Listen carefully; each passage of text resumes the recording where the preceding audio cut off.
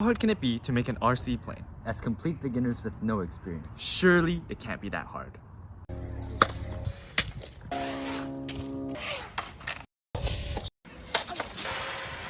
No! Back in elementary, we loved folding paper airplanes. Every small change in design would result in it flying differently. But now that grade 11's about to end, we figured we should make that plane powered and also be able to control it in the air. Through extensive research of cool RC plane builds on YouTube, we feel fairly confident that we can replicate their success and design our own plane. So here's our plan for the plane. We're gonna have a wing for lift, we're gonna have a motor and propeller for forward movement. We're gonna have ribs and sticks for the general structure and support of all the other components of the plane. We're gonna have a tail for stability. And for control, we're gonna have ailerons, we're gonna have the elevators, and we're gonna have the rudder. To get a rough size of our plane, we took measurements of existing foam planes and did some calculations to finalize the design. At this point, we have finished designing the printed wings and the control surfaces. Now, we are waiting for the lightweight filament. Our first prototype will have a paper wing, but no flight control surfaces. Hopefully though, this will help us gain some important insight for the first proper iteration.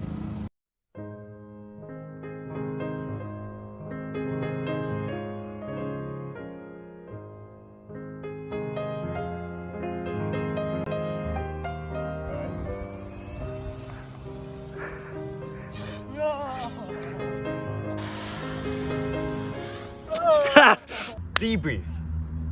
The paper wing did not work out well. It was very inconsistent during flight, and after a couple of crashes, its structure was no longer there. It did generate some lift though initially. The next thing is that it's unstable in the air.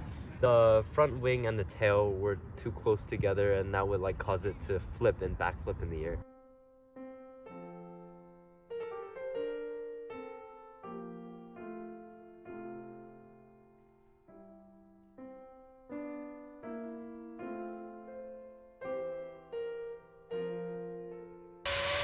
Yeah, let's go.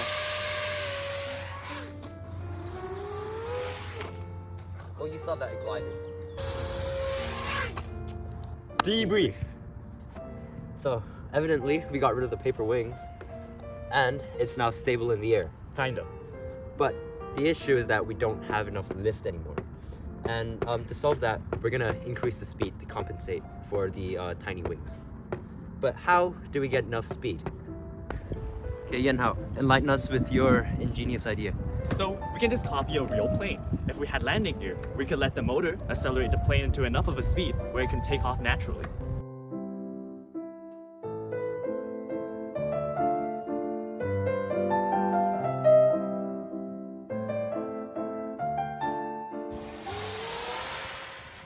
No! I pulled up too high. Okay, I got this. Oh! Maybe I don't got this, but by now we're pretty tired of constantly taping in the components. This whole ribs idea hasn't really turned out that well. Yo, lock in! Lock in, bro! I am locked in. If you could somehow attach a BLDC motor to the front of a plastic bottle, add 2 lightweight wings, and control them with servo motors, then power the whole thing with a high-capacity battery and a compact flight controller, you've just turned a simple bottle into a DIY RC airplane.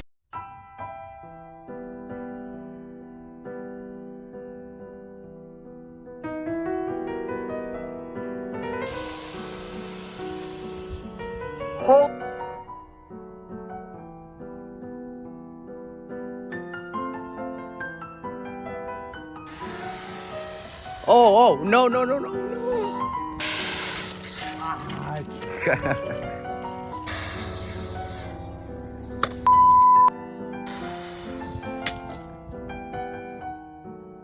Debrief! Of the bottle plane. So we finally got our first takeoff. But it stalls. On the ground, it does not like going in a straight line. It veers. When it's moving, it's like This is because of poor construction. And it's ugly. Realized we could no longer keep trying to improve the construction quality in hopes that our plane will stop veering. We decided that it just comes down to having a steering system on the plane so we can more accurately control the direction and path it takes.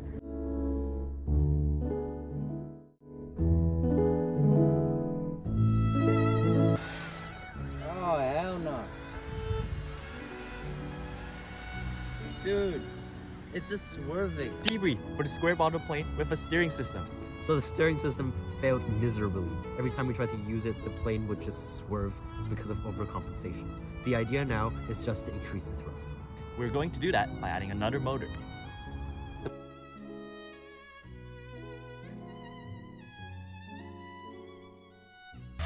All right, we're ready. Whoa, no! Debrief on the dual motor square bottle plane. So evidently, the plane did not work. This is because the center of gravity does not match the center of pressure. And so this makes the plane incredibly unstable in the air. But we do think there is enough thrust now that we have two motors. As of this moment, we found that if we want to maintain control over the plane at this speed, we're going to have to increase the size of the wings. This means that we're no longer going to use the bottle plane and we're going to remake the plane. Also, considering the trainer in Pikasim has a 1.5 meter wingspan, we figure we should take the risk and scale up our plane to match their size in hopes we can get more stability in the air.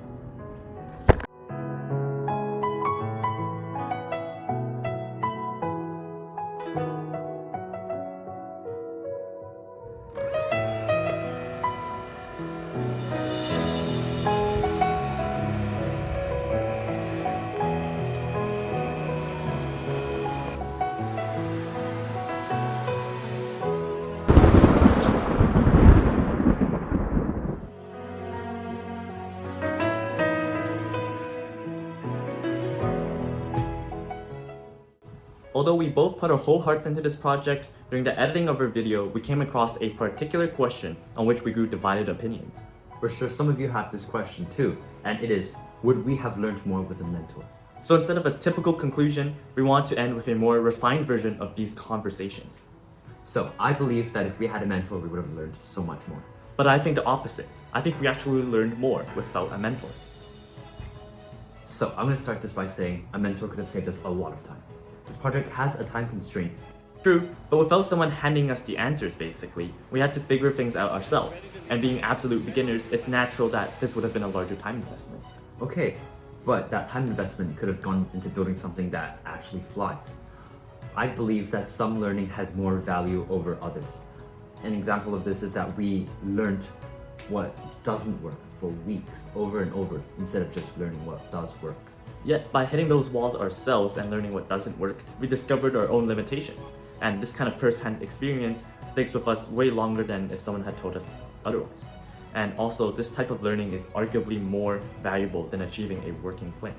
Okay, I do agree with that. However, how else would we show learning though? I know this sounds bad, but if we have all this new learning and nothing to show for it, what was the point?